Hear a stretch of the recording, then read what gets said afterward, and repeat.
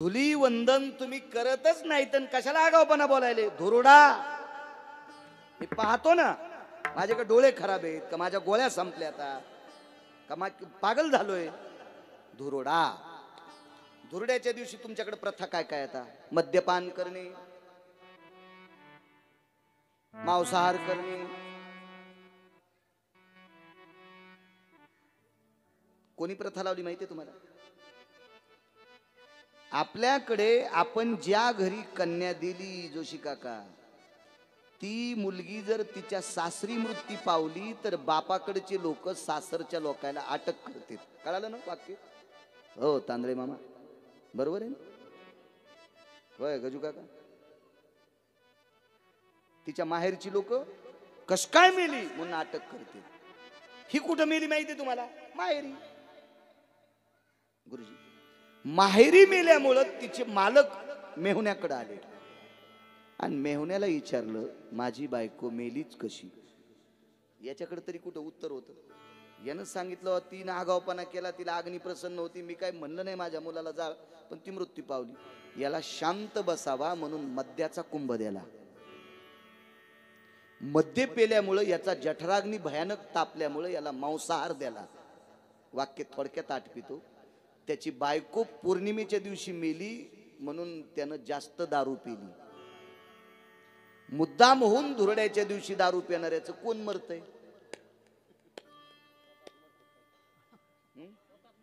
हो ना, मग एरवी मरण म्हण सुंबळ्या. त्या दिवशी कशाला मरायला? या अनिष्ट प्रथा हिरण्यकश्यपूच्या मेहुण्याची प्रथा आहे. त्याचं नाव आहे विप्रचिती नावाचा राक्षस. विप्र म्हणजे ब्राह्मण, चित्ती म्हणजे वाईट, म्हणजे साधू चित्ती, वैष्णव चित्ती. अशा हरामखोर माणसाला शांती किंवा तो असा मग्न राहावा नशेमध्ये म्हणून दुसऱ्या दिवशी धुलीवंदनाच्या दिवशी त्याला ते दिलेले. आपल्यासाठी धुलीवंदन संतांच्या सांगला ती माती दुसऱ्या दिवशी अंगाला लावणे, याचं नाव धुलीवंदन आहे. पण माणसं मद्यपान, बरीच माणसं नाही महाराज वर्षभर घेत नाही पण धुरड्याच्या दिवशी घेतो. तुझी का बायको मेली का कोण मेले तुझं सुंबळ्या, पागलेच कधी? आपला सण आहे का तो? तो विप्रचिती नावाच्या राक्षसाचा सण आहे, तो आपला नाही. हे थोडं डोक्यात असलं पाहिजे. चला इकडे आल्याच्यानंतर प्रदाला विचारलं का रे नारायण, विठ्ठल जळी स्थळी वारला, रिता ठाव नाही उरला, आजमी दृष्टीने पाहिला विठ्ठलची विठ्ठल. विठ्ठल सर्वत्र आहे. जळी स्थळी काष्टी पाशाने, खांबात स्तंभावरील आत मारिली दुर्जने, स्तंभी नारायण प्रगटला. भगवान प्रगट झाले. वाक्य ऐकलं तुम्ही? रात्री मरण नाही, दिवसा मरण नाही, घरात मरण नाही, दारात मरण नाही, माणसाच्या हाताने मरण नाही, प्राण्याच्या हाताने मरण नाही, पक्षाच्या हाताने मरण नाही, सजीवानं मरण नाही, निर्जीवानं मरण नाही, शस्त्राने मरण नाही. एवढ्या बस झाल्या गोष्टी. रूप कोणतं घेतलं माहिती? नरसिंह भगवान की जय. ओम जय नरसिंह हरे, स्वामी जय नरसिंह हरे.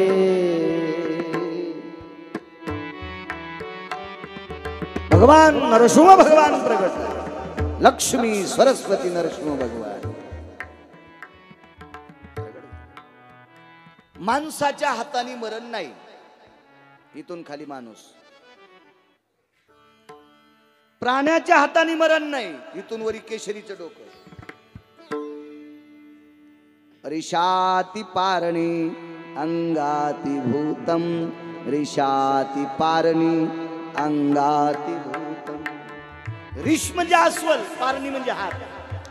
हात अस्वलाचे, शरीर माणसाचं आणि डोकं शिवाचं. याला माणूस म्हणावा तर डोकं शिवाचं, पशु म्हणावा तर शरीर माणसाचं. माणूसही नाही, पशु नाही, पक्षी नाही, राक्षस नाही, असं त्यानं म्हणायचं बरं का. त्यानं, आपण नाही. आपण फक्त देव म्हणायचं. असं कोणी म्हणायचं? हिरण्यकश्यपू. मग संधी प्रकाश नावाचा एक प्रकाश असतो. सूर्यास्ताला पावल्याच्या नंतर भगवान सूर्यनारायण प्रकाश देवतेचे किरण या रजकणात मिसळलेले असतात. सूर्याचं बिंब जरी मावळलं तरी रजकणात विलीन झालेला प्रकाश 15 ते 20 मिनिटापर्यंत प्रकाश दिसत असतो. त्याला संधी प्रकाश म्हणतात. मग पाहायला लावलं सूर्य नैवम भास्करोति बिंबानाम म्हणजे दिवस नाही.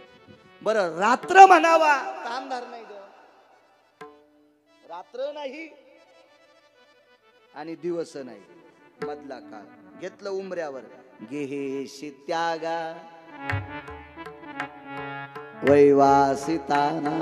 वैवासिताम नैव गेहेशी त्यागा मध्यानि बिंबानि सर्वादि रूपम. अंगण नाही दार नाही, उमरा घेतला, मांडीवर घेतलं आणि पाहायला लावलं. मी माणूस आहे का नाही, राक्षस आहे का नाही, पक्षी आहे का नाही, पशु आहे का नाही, हातात शस्त्र आहे का नाही, नखाने चिरला. नख सजीव का निर्जीव? सजीव ना निर्जीव दोन्हीतूनच सुटले. नख जर निर्जीव म्हणायचे तर मग वाढतेत कसे? गजू काका, आता हे मंडपाचे खांब लोखंडाचे निर्जीव आहेत. हे जर सजीव असते तर मंडप आकाशाला गेला असता ना पुढच्या पुण्यतिथीला. हे काय निर्जीव आहेत. मग नख जर निर्जीव म्हणावा तर महिनाभर कापू नका बरं. काही काही साधूच्या नखाच्या चुंबळी झाल्या, असं हातावर टाकलं तरच खाते, त्याला खाताच येत नाही. चुंबळी झाल्यात नखाच्या चुंबळी. नखाला जर निर्जीव म्हणावं तर वाढतेत कसे, आणि सजीव म्हणा तर कापताना दुखत का नाही? तुम्ही जरा माग कापा बरं, दुखत का नाही? तर माग इकडे कांड सोडून कापाना दुखत का नाही? सजीव आहे ना. मग नख सजीवाच्या तत्वात येते आणि निर्जीवाच्या बी तत्वात येते. नये ती नामने यज्जायेतन क्रिया दहंती ती सजीवा जडत्वाति काया. मन जडाला जर स्वाभिमान झाला असेल तर त्यानं म्हणायचं, निर्जीवाला स्वाभिमान झाला असेल तर तू हे, सजीवाला स्वाभिमान झाला असेल तर नख तू हे. त्याला सांगितलं सजीव का निर्जीव? बाण आहे का नाही, तलवार आहे का नाही, चाकू आहे का नाही, बर्छा आहे का नाही, भाला आहे का नाही. करू का सुरुवात? करा म्हणून. धरोनिया दैत्य वेगी मांडीवारी. क्या बात आहे? धरोनिया दैत्य वेगी मांडीवारी. धरोनिया दैत्य वेगी मांडीवारी. धरोनिया दैत्य वेगी मांडीवारी. नखाने तो चिरी पोट त्याचे. नखाने तो चिरी पोट त्याचे. धरोनिया दैत्य वेगी मांडीवारी. धरोनिया दैत्य वेगी मांडीवारी. नखाने तो चिरी पोट त्याचे. नखाने तो चिरी पोट त्याचे. धरोनिया दैत्य वेगी मांडीवारी. धरोनिया दैत्य वेगी मांडीवारी. गाथ्यातला पुरावा दिला. आणि गाथ्यातला पुरावा माथ्यात बसत असतो. बरं तुम्हाला आई सांगायची असेल, बाप सांगायचा असेल, भाऊ सांगायचा असेल, बहीण सांगायची असेल, भाचा सांगायचा असेल, मामा सांगायचा असेल, कुत्र सांगायचं असेल, मांजर सांगायची असेल, बैल सांगायचा असेल, डुक्कर सांगायचा असेल, पुरावा गाथ्यातला द्या. कुत्र्याच्या बाबतीत पण काल सांगितलं, देशोदेशी धाक जयाच्या उतरे तयाचे कुत्रे परिभर. वजनदार माणसाच्या दारातलं कुत्र परवडलं आणि भिकार चोटाचा मालक परवडत नाही. निचाचे चाकर चुकलिया खाती मार. निचाचे चाकर चुकलिया खाती मार. तुम्ही नीच माणसाचा नौकर झाले की बुक्केच खावा लागते. त्यानं चूक काम केलं की याला सांगते. तुम्ही काही पहा राजहंस बघा, कावळा सुद्धा गाथ्यातूनच आहे का. कावळे ढोपरा कंकर तितिरा राजहंस चारा. सर्प बी ऐका तुका म्हणे सर्प इंचू नारायण वंदावे दुरुण शिव. भुजंगाची पिली उपजताची वेगळी कोणतया डंखू शिकविला. पोटामध्ये कोणी सांगितले सर्पा उपजता लपा म्हणून. पोटामध्ये कोणी सांगितले सर्पा आणि जन्माला बरोबर लपा. कोण सांगितलं लपते त्याला माहिती आपली माय खाती. माय सर्पीन की माय बापे जरी सर्पीने की बोका हा. त्याच्या सवे सुका न पवे बाळा. काही पण ऐका. कशातलं ऐका. गाथ्याचा पुरावा. कोणीकडत नाही ऐकायचं. भावाची हौस मोठी. भाऊस नव्हता का बाईला. भावाची हौस मोठी म्याग चिखलाचा केला. कोणी कुण पाऊस आला दादा मवा इगरून गेला. दळता दळता भावाला गाणे म्हणाली. इकडे म्हण ना. बहिणीची हौस मोठी म्यागची पाटाची केली. बहिणीची हौस मोठी म्यागची पाटाची केली. कोणी कुण वाटुळ आले हरण उडून गेले. गुर हे कशाला डोक्यातलं. अहो गाथ्यातलं माथ्यात बसत असतंय. माथ्यातलं उतू जात असतंय. म्हणून गाथ्यातलं माथ्यात बस जा. माथा दुरुस्त करत असताना गाथा बघायचा. काही नाही पाहायचं. हल्ली भागवतात गाथा नाहीच. सगळं डिंगटॉंग तिकडच. आणि हल्ली भागवतात जास्त आनंद माणसां बायका नाचवणं. जास्त जास्त झालं बरं का. बायका आणि माणसं एकत्रित नाचवणं हे जास्त झालं. मला वाटते अशी ज्याला जास्त हौस आहे याला विशिष्ट प्रकारचा नरक असेल. 14 पैकी वेगळा नरक असेल. वेगळा. पाया पडतो तुम्ही चैतन्य स्वामीच्या नगरीतल्या मावल्या नाचा. पण तुमचा स्वतंत्र हरिपाठ घ्या. सगळ्यांच्या गळ्यात टाळ महिलांच्या. तुम्ही तुमच्या महिमेत हरिपाठात नाचा. पण तुमच्यात आम्हाला घेऊ नका. तुमच्यात आम्हाला घेतलं की पैठणच्या मालकाला आवडत नाही.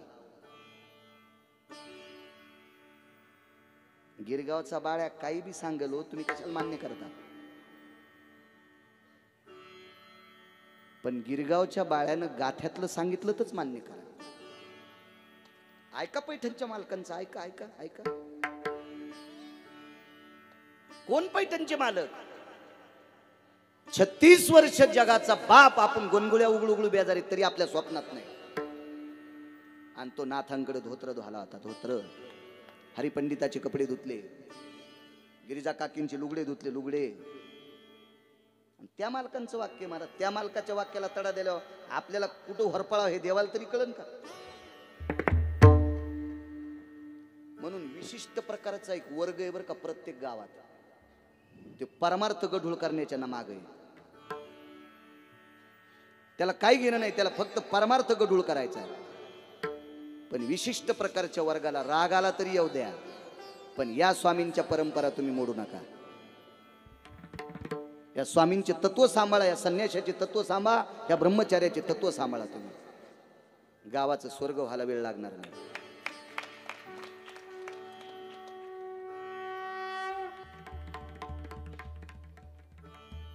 चला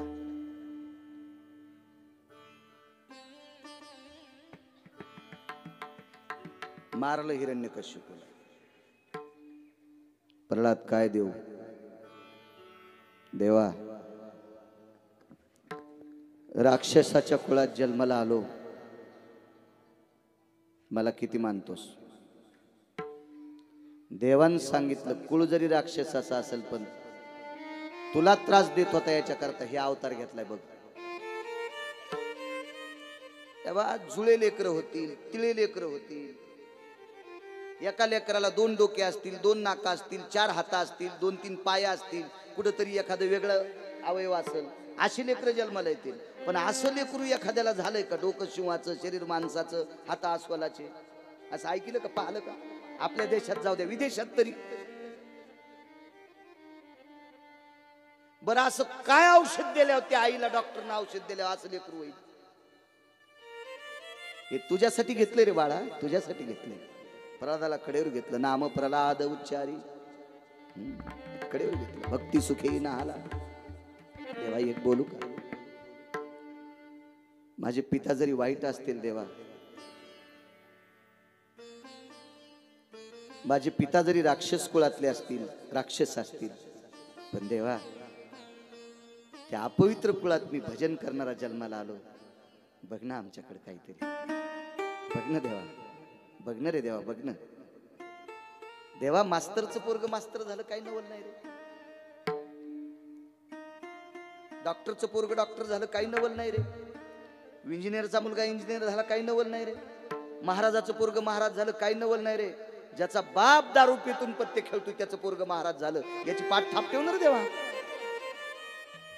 अरे ज्याला परंपरा आहे ते परंपरेतलं झालं असेल, काय नवलाची गोष्ट आहे. बाळू महाराजाच्या मुलानं श्लोक म्हटले, काय नवलाची गोष्ट आहे. बाळू महाराजाचा मुलगा भजन म्हणतो, काय नवलाची गोष्ट आहे. हौदातलं पाणी उपसायला ते हौदातलं पाणी उपसायला आहे तर. अरे देवा मला परंपरा नाही रे. आमच्या कुळात कोणी भजन करत नाही आणि मी तुझं भजन करतोय. करणं आमच्या कुळाचा सन्मान. काय सन्मान केला सांगू तांदळे महाराज. पंढरपुरातल्या मालकानं सांगितलं, तुझ्या कुळातली पोरगी लक्ष्मी म्हणून स्वीकारली.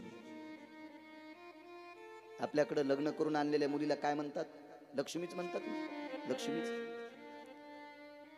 प्रल्हादाच्या कुळात विरोचन, बळी, बाणासूर, बाणासुराला उषा नावाची कन्या, तिची मैत्रीण चित्ररेखा आणि उषा नावाची कन्या भगवंतानी सून म्हणून स्वीकारली. कुळात एक वैष्णव जन्माला आला की अख्ख्या कुळाचा उद्धार होतोय. मग ते कुळ कोणतंही पाहायचं नाही. एका ठिकाणी एक पुरावा आला, वैष्णव चांभार धन्य त्याची माता, शुद्ध उभयता कुळ दोन्ही. अहो चमड्याचा धंदा करणाऱ्या चर्मकार आहे, पण गळ्यात जर तुळशीची माळ असेल त्याच्या आईला धन्यता दिली. रविदास महाराज त्या कुळात जन्माला आले. तुम्ही प्रसंग पहा. रविदास आपण जाणू वरून घालतो देवा. रविदासांची परीक्षा पाहण्यासाठी देव ब्राह्मणाच्या रूपात आले. आणि काय म्हणे चमड्याचे हे काय तुम्ही चमड्यावर ठेवलं देवाला. तर रविदासांनी गोड सांगितलं, चामाची हात, चामाचाची कहाळ. पक्वादाला दोन्ही पानं कशाची येत? चमड्याची. आणि हात कशाची येत तुमची गुलीबो? सोन्याची थोडीची. भगवान ब्राह्मणाच्या रूपात हसत होते. जाणवं कुठे आहे तुम्हाला? रापीनं पोटच चिरलं. इकडं तिकडं काम करताना अडकत आहे म्हणून मी मधात ठुले. धाय मोकलून रडत होता हो जगाचा बाप. थाय मोकलून, थाय मोकलून. ताकद कशाची? शेंडीला गाठ बांधून मायबापाला झोका देण्याची. म्हणून एक वारकरी ज्या वेळेला वाराणसीला गेले त्यावेळेला कंगन घरी आलत. म्हणून एक वाक्य वापरले, नियत तेरी अच्छी है तो किस्मत तेरी दासी है.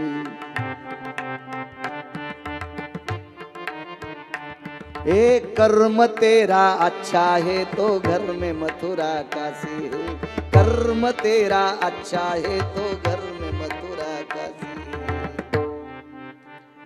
नियत तेरी अच्छी है तो किस्मत तेरी दासी है. कर्म तेरा अच्छा है तो घर में मथुरा काशी है. काय ताकद त्या महात्म्याची. इकडे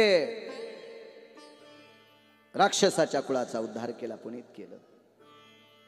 पुढे ऐका, भगवंताच्या नखाचा दाह होऊ लागला. कारण ज्याचं तोंड भजन म्हणत नाही का त्याची जीभ सरपीन सांगितली पैठणच्या मालकाने. नामाविन मुख सर्पाचे ते बिळ आणि जिव्हा नव्हे काळ सर्प आहे. पण ज्याची जीभ सरपीन त्याच्या आतलं रक्त काय राम सर? विष. विष आहे ना, विष आहे ना. मग हिरण्यकश्यपू स्वतः भजन करू देत नव्हता. साऊंड सिस्टीम गोडे गावातलीच आहे ना.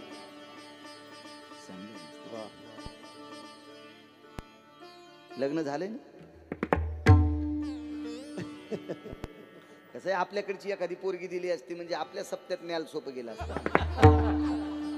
कोणाला कशाचं कोणाला कशाचं काय गपळी झळकतीनं आपलं तुपलं ओळखीती आहे का नाही. चांगले माणसं भेटा. इतकी चांगली साऊंड सिस्टीम देणारा आपल्याकडचा जावाई झाला म्हणजे यावर का जावाई या जाताना हिशोबात वाट लावताय तू. काय तुमचं आधीच इचकलं, आता काय करता त्याला. जाता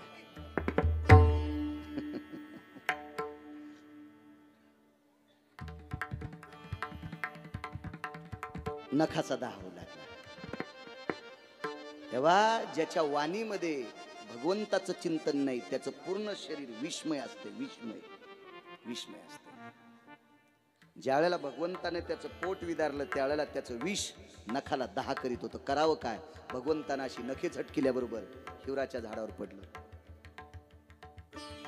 हिवराची दाट सावली सज्जनी वाळीली. तुम्हाला एक सांगू का?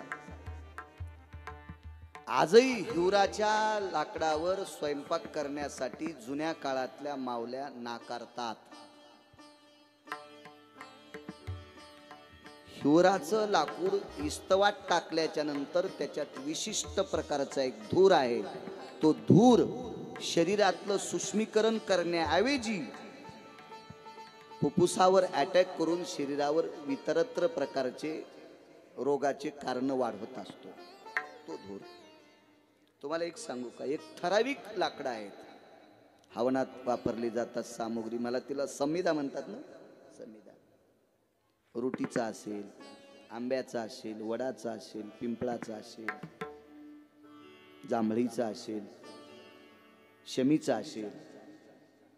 ही ज्या वेळेला विस्तवात लाकडं पडतात आणि यांच्या अग्नीवर तूप, जव, तीळ, गूळ, अक्षत ह्या लाकडांच्या सानिध्यात ज्या वेळेला एकरूप होऊन जळतात का त्याचा धूर वस्तूचं सुद्धा सूक्ष्मीकरण करत असतो.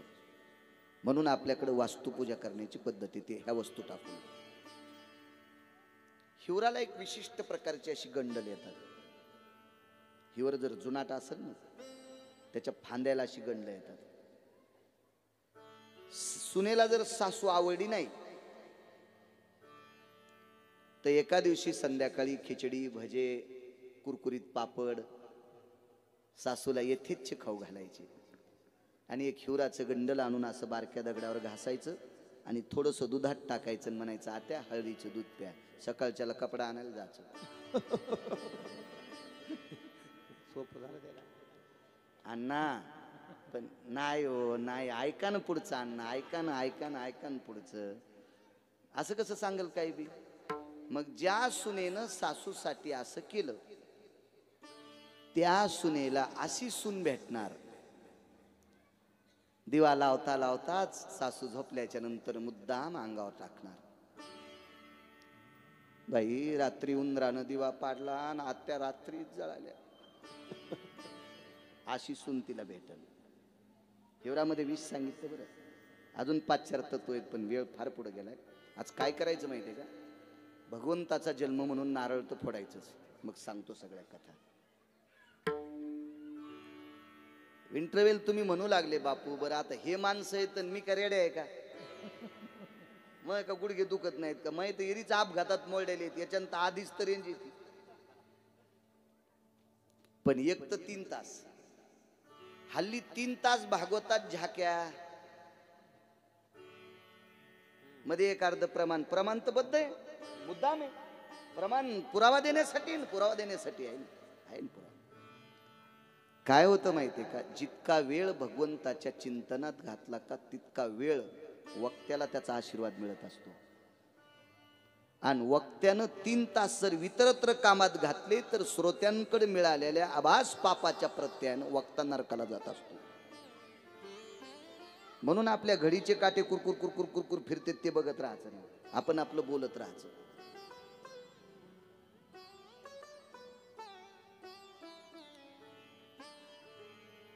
योग असा आला, हिवर अपवित्र झाला. 7व्या अवतारामध्ये विकल्प नावाचा एक प्राण आहे, एक जीवातली एक व्यक्ती आहे. हा विकल्प हिवराच्या झाडावर आरक्षित झाला. एकाही झाडानं विकल्पाला आपलंसं केलं नाही, हिवरानं आपलंसं केलं. आणि मंथरा ज्या वेळेला पुष्पान्य करता निघाली त्यावेळेला मंथरा त्याच झाडाखाली बसली, त्यावेळेला विकल्प तिच्या अंगावर गेला.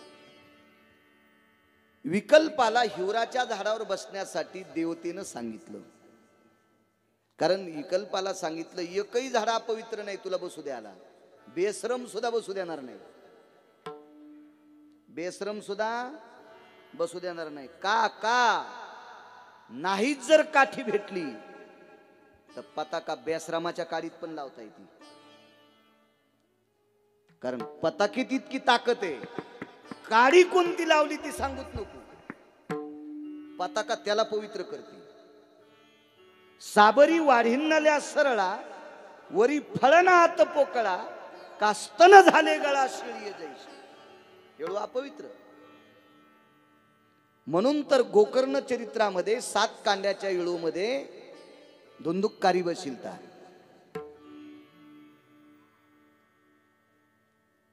येळू अपवित्र कशाने झाला? जगाच्या नाशाकरता अस्त्रविद्येची प्राप्ती करण्यासाठी तपाला बसलेला रावणाचा सख्खा बाचा, त्याचं नाव होतं सांब. लक्ष्मणाच्या हातात अस्त्र पडलं आणि हा मृत्यू पावला. ह्या नालायकाचं रक्त वेळूच्या जाळीला लावलं, त्यावेळेसपासून येळू अपवित्र. पताकेने येळू पवित्र केला. तुम्हाला सांगतो, मलया निळू चंदन सगळ्या झाडाला सुगंधी करते पण येळूला करीत नाही. का? याला सांबाचं रक्त लागलं. सांब हा परमार्थिक नव्हता. कोण सांब? शूर्पणखीच्या तुटलेल्या नाकाचीचं पोरग. कोण या संगतीत कोण वाईट होईल आणि कोण चांगला होईल बघा. विचार करा, पताका जर भगवी पताका बेसरमाच्या काडीला लावली तर त्या काडीला पण गंध लावते. आता तिचं बेसरम म्हणून पाहत नाही, तिला काय म्हणून पाहते? धर्माची पताका म्हणून, तिला गंध म्हणून. इतकी ताकद आहे पताकेत, एवढी ताकद आहे धर्माच्या. तो विकल्प त्याच्यावर बसला. देवानं विनंती केली, विकल्प मंत्रेच्या अंगात जाणं गरजेचा होता. विकल्प जर मंत्रेच्या अंगात गेला नसता तर प्रभू रामचंद्र वनवासाला गेले नसते. वनवासाला गेले नसते तर सीता सोबत नेल्या नसत्या. सीता सोबत नेल्या नसत्या तर रावणानं नेल्या नसत्या. रावणानं नेल्या नसत्या तर प्रभू रामचंद्र लंकेत गेले नसते. प्रभू रामचंद्र लंकेत गेले नसते तर रावण मेला नसता. आणि रावण मेला नसता तर 33 कोटी देवता बंदिस्त मोकळ्या झाल्या नसत्या. म्हणून विकल्पाला बसण्यासाठी हिवर अर्जित. का? हिरण्यकश्यपूचं रक्त त्याच्यावर पडलं. चला पुढे गेल्याच्या नंतर भगवंतानी पुन्हा एकदा हात झटकली. ती मोहाच्या झाडावर गेली. हिवरानं सांगितलं, काय माझ्यावर काय पाप? काय पाप नाही, तुझ्यामुळे देवता मुक्त होतील. तितकंच काम दिलं त्याला. बंदीतल्या देवता मुक्त झाल्या त्या फक्त हिवरामुळे. मग दुसऱ्यांदा हात झटकल्याच्या नंतर मोहाच्या झाडावर रक्त पडलं. तर मोहाच्या झाडात बऱ्यापैकी विष गेलं बरं का. मोहाच्या झाडाला फुलं आल्यावर झाडाला पान राहत नाही, आणि मोहाच्या फुलाचं ज्यानं पाणी पिलं त्याच्या घरावर पत्तर राहत नाही.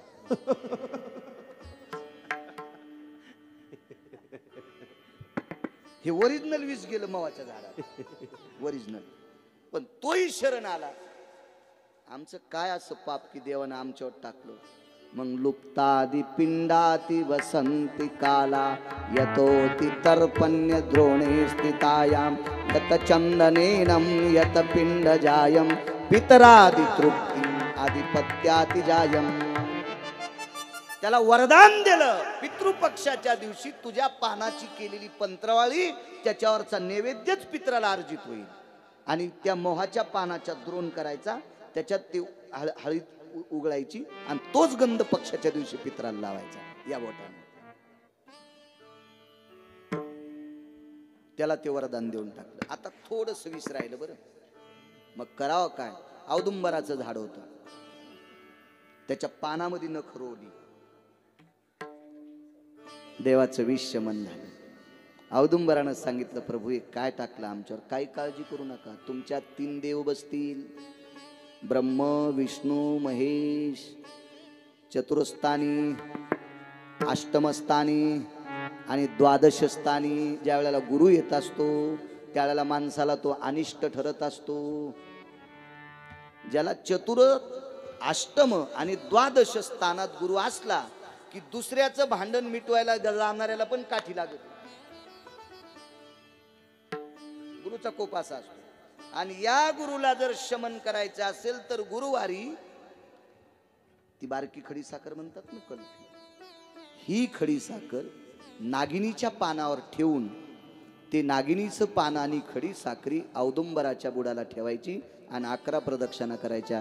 दिगंबरा दिगंबरा श्रीपाद वल्लभ दिगंबरा, दिगंबरा दिगंबरा श्रीपाद वल्लभ दिगंबरा, दिगंबरा. टाळी टाळी वाजवा सर्वांनी, भजन करा. श्रीपाद वल्लभ दिगंबरा, दिगंबरा दिगंबरा श्रीपाद वल्लभ दिगंबरा. अवधूत चिंतन श्री गुरुदेव.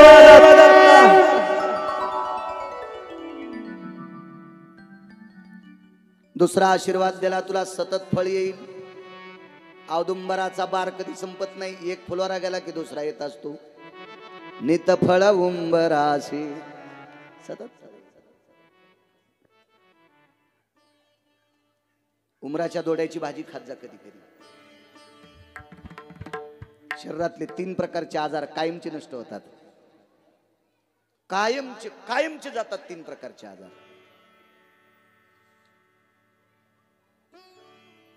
वक्ते बाबा सांगायचे. ते उमरा असे बारीक असतात ना, त्यावेळेला मोठे झाल्यावर त्यांच्यात एका जीवाचं वास्तव्य असतं. पण ज्या वेळेला बारीक असतात का त्यावेळेला त्याच्यात जीव नसतो. एकदम ती अशी हे आजार नाहीसे होतात.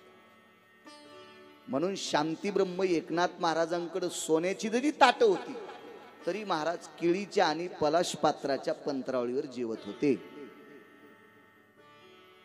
ही पद्धत होती. आपल्याकडे मोठा जर कार्यक्रम असेल तर पूर्वीच्या काळात मोठी मोठी माणसं 10-15 दिवसापासून पंत्राळ्या लावायला येत होती.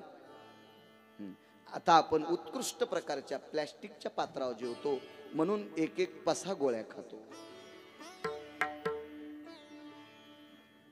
आपण जसा आहार तशा गोष्टी होत राहणार ना, त्याचा काय विचार असतो? कशाला डोकं लावायचं? जुनं ते सोनं आहे. जेवढं शक्य असेल तितकं करत जा. पंतरवाळीवर जेवण भिकारचोटपणा नाही, औदार्याचं लक्षण आहे, वैभवाचं लक्षण आहे. फार मोठं. तुम्हाला एक सांगू का, देवाला सोन्याच्या पात्रात नैवेद्य ठेवल्यावर किती पुण्य मिळते त्याच्या 1000 पटीनं पुण्य पंतराळीवर केळीच्या पात्रावर नैवेद्य ठेवल्यावर मिळते. एवढं मोठं शास्त्र आहे. चला असू द्या.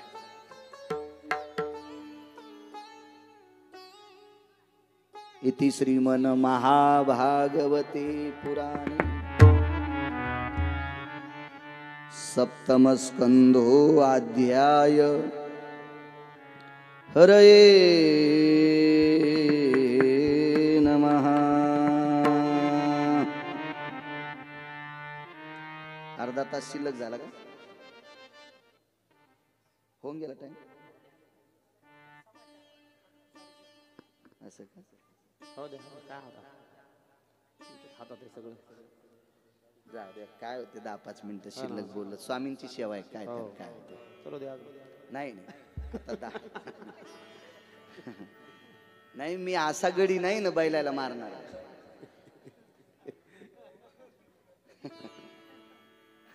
नाही. भगवान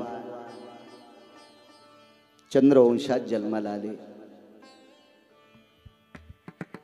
गुरुरवा बृहस्पतींची पत्नी हरण केली.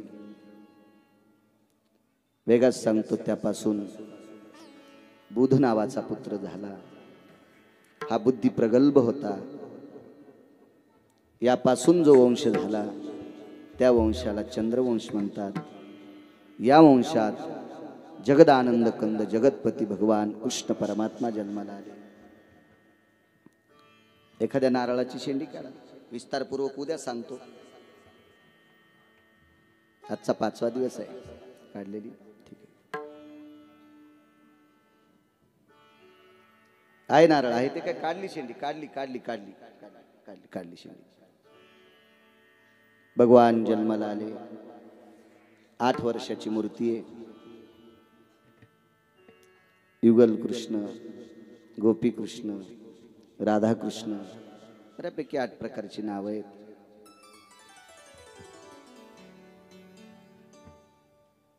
देवकी मातेच्या पोटी जन्म घेतला. विस्तारपूर्वक सांगतो तुम्हाला नंतर उद्याला, काही काळजी करू नका. देवकीच्याच पोटी का घेतला? वसुदेवच पिता का स्वीकारले? मग एवढी मोठी देवकी आणि वसुदेव अधिकारी असताना सुद्धा 11 वर्ष 53 दिवस दुसऱ्या आईकडे का गेलाय? याला इथे का थांबता आलं नाही?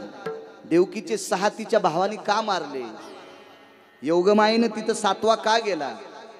याचा विस्तारपूर्वक तुम्हाला सांगतो उद्याला. कारण सांगू का बापू, भगवंताला राजा परीक्षितीला शुकाचार्यांनी बऱ्यापैकी रामावतार वगैरे वगैरे, समुद्रमंथन, वामन अवतार असं वेगात सांगितलं. पण परीक्षिती महाराज शुकाचार्यांना म्हणले, गुरुदेव मी ज्या कुळात जन्मालो ते कुळ जरा विस्तारपूर्वक सांगा ना. असं पळत सांगू नका. पण कालच पुरावा पाहिला ना, कालच बघितला आम्ही मोबाईलवर पुरावा. वाचत राहत असतो चलता. याच्याकडे मोठाले मोबाईल येतात. आपल्याला जरी नसला तर काय, शेजाऱ्याच्या इरीला पाणी लागलं ना, मी मारुतीला नारळ फोडीत असतो.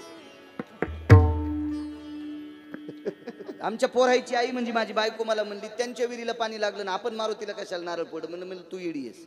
आपल्या कापसाला जरी पाणी नाही दिलं तर आपल्याला फवाऱ्याला आणता येते. निदान आपले बैल तरी पाणी पाजायला नेता येते ते. म्हणजे असं माझी बायको म्हणत नाही, हे सारं तुमचं सांगायला. नसू द्या ना आपल्याकडे मोठ्या लोक सोबत आहेत, त्यांच्या याच्यात पाहायचं कधी आपलं. कालच पाहिला होता राजा परीक्षितीने स्वतःहून नारदाला राक्षस पण मानायची याच्यावर सांगत होते. आणि कयादूला घेऊन गेले.